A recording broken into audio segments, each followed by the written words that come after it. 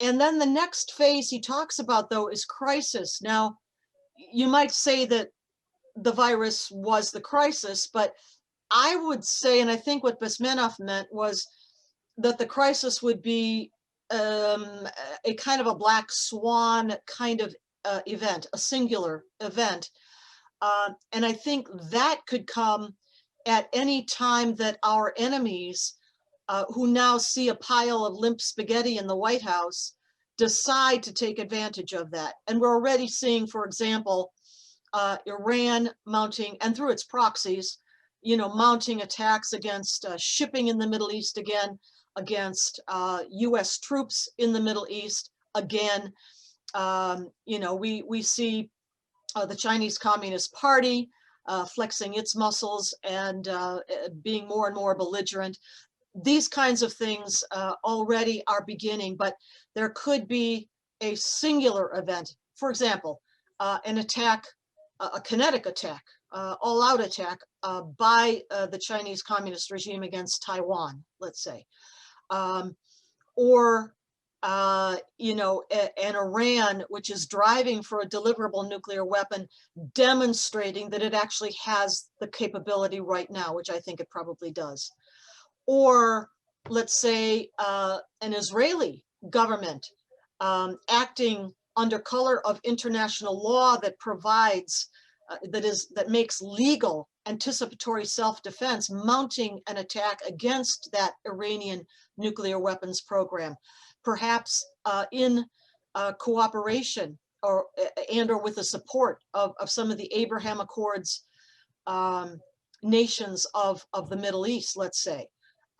Perhaps tacit approval of Saudi Arabia, which is not yet part of the Abraham Accords, but might yet be. So these are the kinds of things I'm talking about as a potential crisis, as a singular event. And then his fourth phase was normalization, and that means the revolution has succeeded and we are under communism completely. Wow. I sit here and I listen to this, and I have to sit there and kind of swallow it and think about it. The education part, it's been big in my life because I taught for 20 years. But the concept of the events, I think it's only this past month, maybe a week and a half ago, where Iran's been attacking our men, our placements, I believe in Iraq.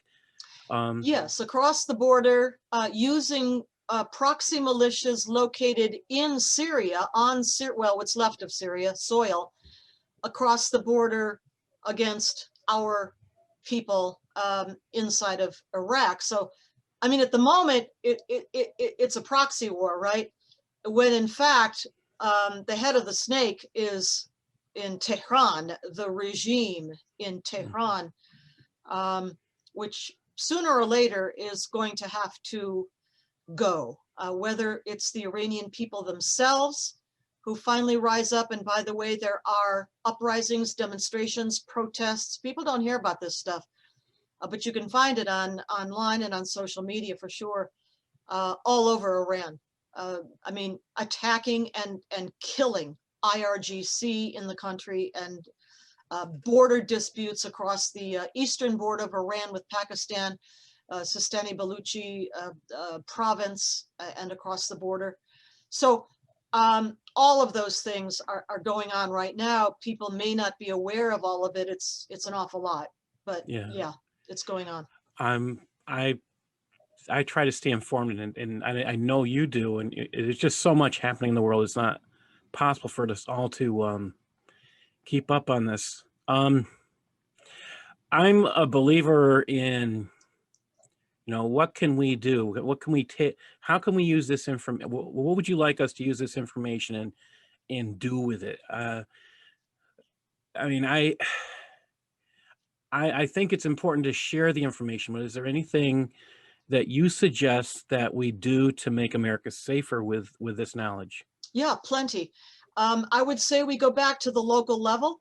Yes, there are, constitutional stars at the federal level, but I am going to recommend especially to go back to the local level, because that's where people, ordinary citizen patriots, can make an impact. And you begin by learning, by understanding what this is, and then by action. And action might include getting behind some new young candidates who might be standing up for the first time to run for office. And I mean local level office, city council, library board, school board. What could possibly be more important than your local school board at the moment?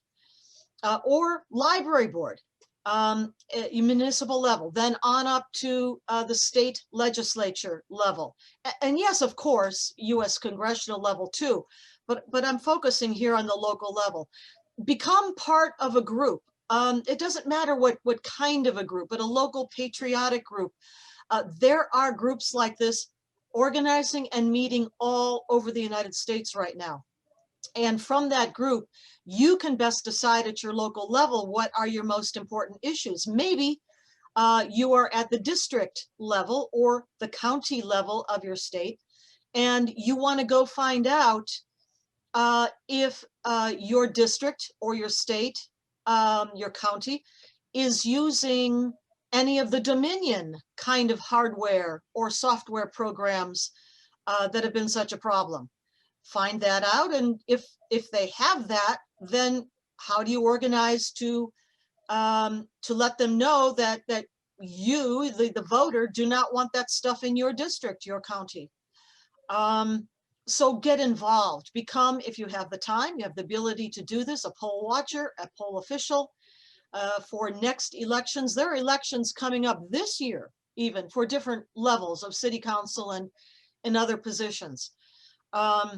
Here in my state of Virginia, there will be elections for governor this year, or looking ahead till next year, getting organized and active for the 2022 election. So number one is the education part, the getting yourself informed part.